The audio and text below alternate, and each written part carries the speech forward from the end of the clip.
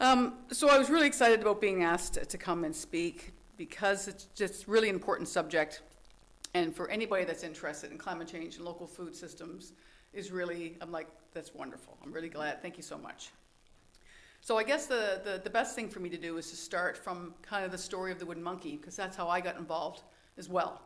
I'm not a doctor or a trained anything really. I'm just a waitress, opened a restaurant years ago, and it's been my industry, but I've been really food driven, and things have happened in my life to make me go towards this direction. It's quite really amazing. And it's a Guatemala story too, which is really interesting, the one the speaker had before.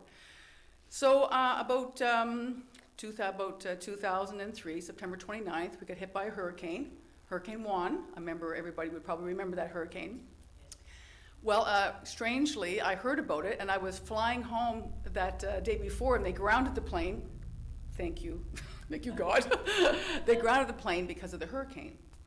So I was in Vancouver waiting to fly home, so I got to fly home the next day. So everybody was talking about this hurricane, and it just, devastated Nova Scotia, and the power's out, and we were on the plane saying, oh, it can't be that bad. Nova Scotia doesn't get that hard hit in hurricanes, So as we were flying over Nova Scotia, there wasn't a sound in the plane. People were with their noses squashed to the windows in awe of what happened to our province. It was really quite devastating. And so I landed, and of course, we all know we ended up being without power for 9 years, or sorry, 9 years, 9 years, 9 days. And I just found myself sitting in my own kitchen in the dark, wondering what I'm gonna feed my own kids, And I just started to think about, well, how are we doing as a province? I wonder how much food we have. This is quite a hurricane. I really felt in my stomach and my gut that this was a climate change related hurricane. As the waters get warmer, the storms get stronger. We know that as a fact. So that really started to bother me. And I was always interested in local food. I was always interested in good food because I'm a mom. So I would go to the markets and I would buy the best quality food for my kids because I'm building a house. And I wanted to build it with teak and stone and bricks and everything to keep my kids strong as much as I can. So I was very involved in that, so I decided, I'm going to ask this question. I'm going to find out how good we are, how food secure are we in Nova Scotia. I asked government, farmers, and everybody I possibly could. This was almost 18 years ago. What situation we're in. And I found out that it's actually a terrible situation. Very frightening. It scared me when I heard. We have only 3 days of food left. If we get hit from anything outside the world, we get cut off from the rest of the world. We're almost an island. We're up north. I thought, wow, that really scared me. And unfortunately, just before the COVID hit, I went to our minister's conference, our agricultural minister's conference. He had a conference. And at the time, it was Keith Caldwell, the minister of the Liberal Party, sat up there. This was only just before the COVID, and said, wow, climate change is really here, and we only have 3 days of food left. That really made me angry, really, because I've been speaking and saying these things for 18 years. So we're far behind the ball here. So we need to really get rolling. We can get rolling. I've got some good news too. So just hang on. So back then, sitting in the dark, I thought, okay, I want to do something to change the story. What happened? 90% of the food that we get, that we fill our fridges with, comes from away. That's a terrible situation for us all to be in. 90%. So we're producing about 10% of our food in Nova Scotia. So I thought, okay, what happened? The industrial agriculture took over. We used to have processing plants and slaughtering houses and cannings, and remember Graves cannings and blueberries and all kinds of wonderful small producers here in Nova Scotia. And it worked, but it all got bought up by big companies and land, and so we know that story. And I guess we used to, back then, back in the 1960s, we had 12,000 farms in Nova Scotia, and we fed 60 to 70% of the food we produced, we ate in Nova Scotia. We were quite food secure. Now to this day, we're about 4,000 or just under 4,000 farms. So we've really come a long way down. So back then I decided, well, I'm gonna try to do something. I'm in the food industry. I know I've been a waitress my whole life for 25 years. And I actually went and worked at the market 2 years before that, which was really great news because I got to know all the farmers. I bought into an organic bakery at the time and was working the markets, making buns and meeting all the farmers. And it was from then the storm hit, and then I said, okay, that's it. I have to try to do something. So I decided to open a restaurant. I wanted to open a restaurant that focuses on local farms and try to help build back that infrastructure and support the farmers that we so need. And there's also a big story attached to climate change as well. So these are really interconnected. I do have some really cool news that I want to share with you too, but along the way, because I always knew in my gut that local food and farming and the soil had a big role to play in climate change, in the solutions. It's really quite something. So started the restaurant. It was really hard. I didn't have any money, but I had a lot of spirit and I had a lot of drive. And I tell you that really, to me, I look back and I don't even realize how I actually pulled it off. I almost think, well, you have a kind of a larger vision for everyone. Kind of the universe and God kind of helps you along. There were some crazy miracles that were going on. I'm telling you, people were like, this is crazy. I don't know how I pulled it off, but I got a great business partner that came on with me too. She was helping me with all the ordering and everything, and she decided to be a partner, so I said, great, and she didn't have any money either. But we both had visas. This is not how to open a restaurant, by the way. Do not do this. Do not rack up your debt. So we did, so I had to go find farmers. We only, back then we had 1 or 2 farmers. Right now, I'm proud to say, we have about 40 small suppliers, and out of those, we have about anywhere between 12 and 18 farms on board. So we're really serious about what we're doing. And it's tough to do this way. Our food costs are probably the highest in the country, but the vision's just there so strong, we just have to do this. But we're making a living, and we're proving to people that we can actually buy local products. When I first started opening the restaurant, and when I was looking for money at banks, they kind of laughed at me and said, oh, that's a cute little story. You're gonna go farm food? Oh, it's sweet, that's nice. Good luck with that. They just think it wasn't viable. So we proved to everybody that it is an economic driver. And we really support a lot of the systems. And I don't know if you ever heard of the multiplier effect. It is a powerful effect. It's an economic driver, and I've learned this from Michael Schumann. It's called The Local Economy Solution. Fantastic book. I met him also at a Bali conference. I was involved in being the lead sort of one of the founders in bringing the Business Alliance for Local Living Economy to Nova Scotia. That happened years ago, so I've done, my hands have been a few things there. So he started talking about the multiplier effect, and I thought, wow, that is really powerful.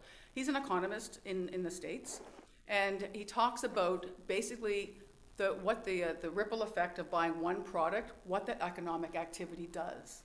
So this is very interesting. This is how powerful local food can be, the purchasing of local food. They did a study in Ontario, and they said, okay, if everybody in Ontario bought $10 a week on local food, just $10 a week, in 1 year, that would boom the economy to $2.4 billion. $2.4 billion back in the economy. That's what that multiplier effect does. And also it created 10,000 new jobs. Now you think, how does that work? It's like when I buy my produce from Nova Scotia, and if I have an apple from Nova Scotia or an apple from New Zealand, which they have apples from New Zealand, it's crazy, or California. So when I pay the person where I got that apple from, I give that dollar to the California guy, it goes to the exporter, and it shoots out of Nova Scotia. It leaves Nova Scotia and supports wherever that is going. Doesn't support us at all. I take that dollar and I give it to the farmer. That farmer takes that dollar and it gives it to his staff. It pays the staff. And that staff says, well, maybe I'll go to a movie tonight. So he goes to a movie, and that movie theater guy says, well, maybe I'll fix my house today, or fix my house and renovate it, and I'll call a carpenter or go to the local stores, and then that dollar just moves around. And it's quite powerful, and that's what it does. And he kind of talked about the local food economy and almost a healthy Nova Scotia. It's almost like the economy, and it's like our blood. If we keep it moving around in our body, and there's no cuts, and as soon as you cut yourself, you go out and you get weakened. So if you have too many cuts in your body, you weaken the system.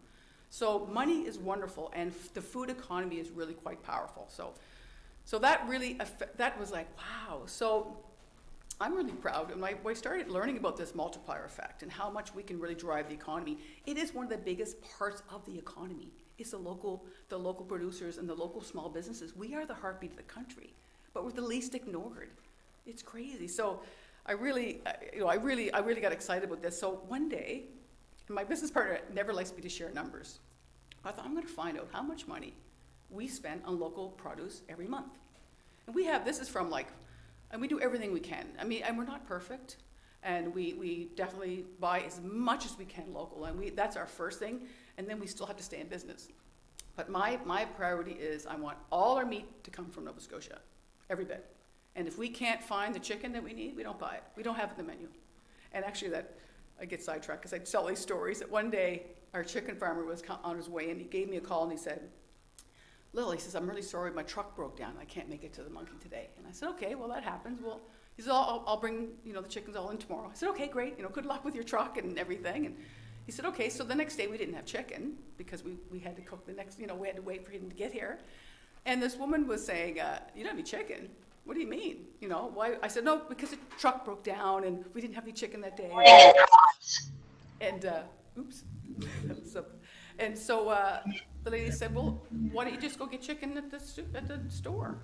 And I said, well, it's not the chicken that we want to serve. That is industrial chicken. That is from the industrial agriculture. Those chickens are weak, medicated, fed things that they never eat in the wild, not taken care of, not humanely looked after. So we're not serving them. We're not serving them to the people. And she said, wow, you're really serious about this. I said, I am. She goes, good, don't change. Don't ever change that. I said, I'm not. But it's really quite a journey. I know I've got 10 more minutes left and I got so much to tell you. But it's been wonderful. And when we started finding the new farms, and even first starting out finding farms, we were like, do you have much chicken? He said, well, I only have 3 months worth. And I said, that's great, we'll take it. And he couldn't believe that because all restaurants in North America and the world all need their 6-ounce piece of chicken exactly the way it is, mechanized. They need that coming into their order. I don't. So they were really quite happy about that. And I said, well, I'll take all your chicken, go get some more. I'll take all your squash, get some more. And so we pieced together this crazy supplier list. And it took us years because there was no such thing 18 years ago. We couldn't find any suppliers. So it's been quite a journey, and it's like our family. So I really feel it's a different way of doing business because I'm like, during the COVID, we got to stay open because we have all these farmers attached to us. So I did add up that month. I added up that month of what only local stuff I was buying from juice to blueberry juice to cranberry juice to beer, wine, and meat and vegetables. I added up $25,000 a month. And I think, and times two restaurants, that's $50,000 a month. I thought, the government should know this. You think about that $10 a week on Ontario, I was like, I'm pretty proud of that. And that to me is success. We're not a huge profit margin restaurant at all. But if we can pay ourselves and pay our employees and pay the farmers, to me, I'm so successful. That is huge success. So that's my story at the Monkey.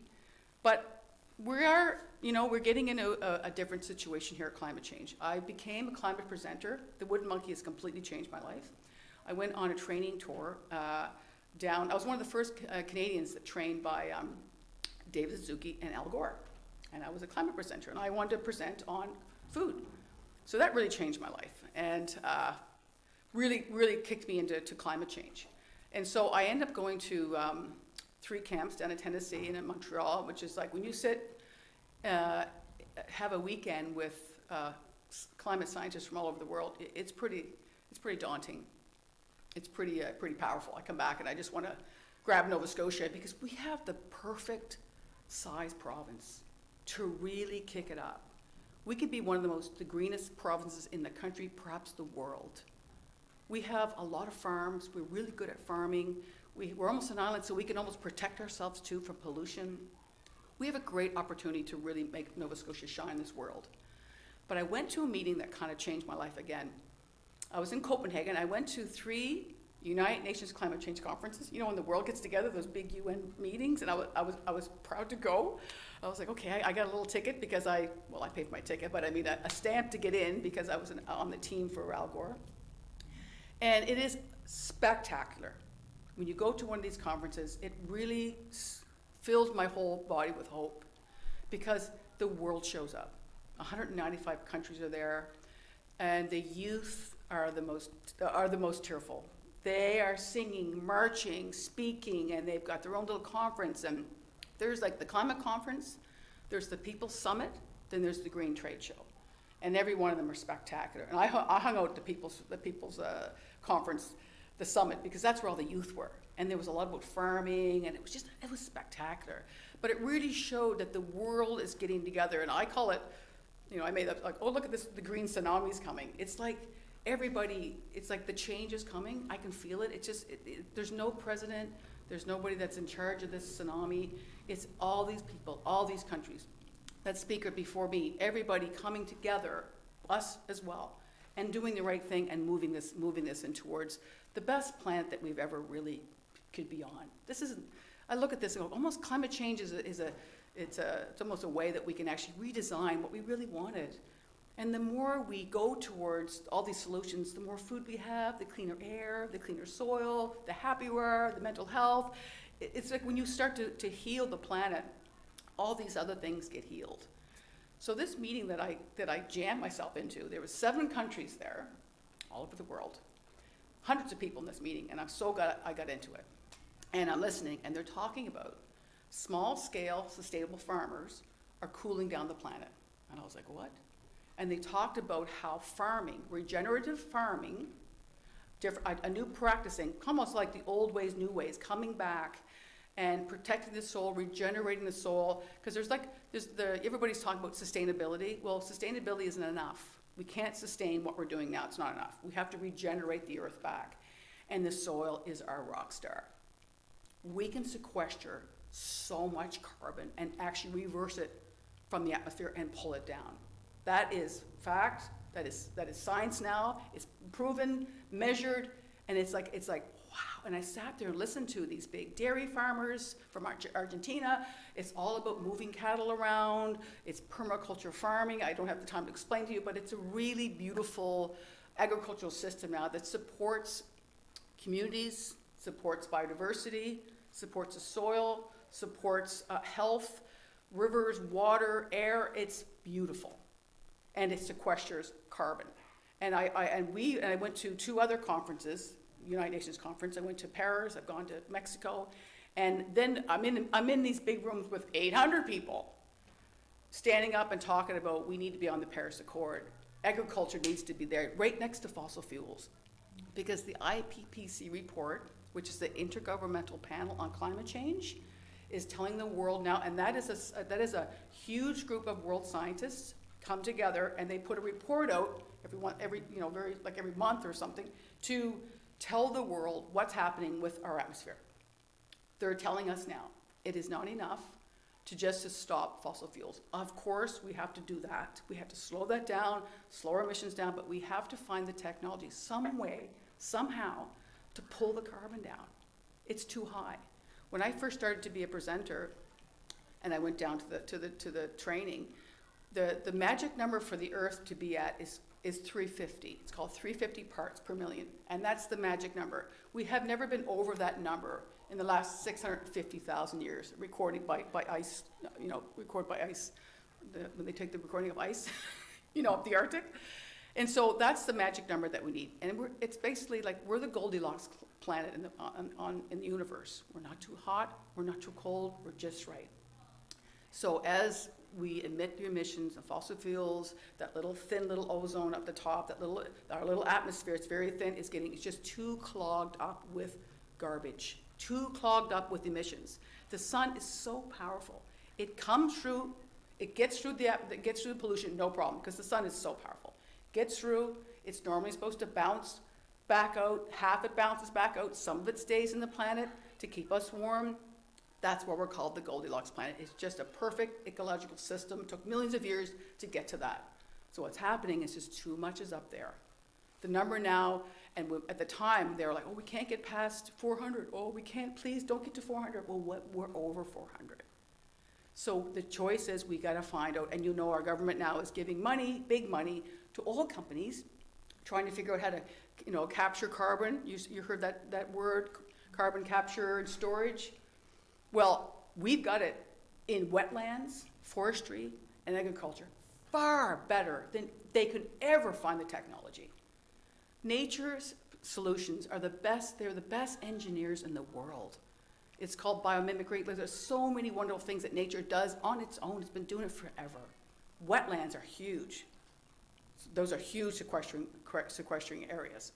So the good news is, for me, trying to like touch farmers and find out who's farming, called carbon farming, and doing the right thing. So now we as a restaurant are wanting to purchase from the farmers that are doing the right thing and actually bringing us beautiful food and pulling carbon down from the atmosphere. So it's a lot to say in this short time, and agriculture is so big. It's so many elements to it. I mean, agriculture is attached to pharmaceuticals. 50% of the antibiotics that are produced and used in Canada are given to farm animals. 50%. It is a big, huge conglomerate. And we really feel that's why it's not being talked about large enough, because it's attached to like Bayer and Monsanto and huge big corporations. Because those are the people that are going to lose. Everybody else wins when we go small local businesses and small local farmers. We all win. The good news is too, is 60 to 70%, actually more, I think it's 70 to 80% of the small scale farmers in the world are feeding us anyway, all over the world. I don't know if you've ever traveled the world, but I've traveled all over the world. I've been to Africa, I've been all over the world, and they're small local producers. But it's just, we're trapped in this North American Monsanto industrial bubble. But there's just a lot to talk about. But local food is essential. We have to buy local food. We have to make sure, I go to the farmers markets and I'm like, everything should be sold out. Everything, we should be crowding it, sold out and done. So we really need to support that system. So local farming is a big answer for us. And plus it'll give us food security. I mean, people don't even realize what food security is. A couple of people were telling me like, oh, I got food security. I got canned goods. I got my freezers full. I'm like, okay, well, that's food security for you. But it's not food security really. So you're right, we need to grow food, grow anything in our backyards. Just start from scratch, go to the farmer's market, please support them. And I'm probably way over my time. Anyway, any questions or? So, other than eating with you and going to the farmer's market, where do we get this local food? I mean, do we cruise the Annapolis Valley? Well, we've got some great things here. We've got Local Source on Argyle Street. No, is it Local Source is on up from Barrington. Local Source. Yeah. Agricola Street. There you go. Right. Local Source is there. Noggins is one. There's one Noggins in Halifax and one in Dartmouth. There should be so many more of these everywhere.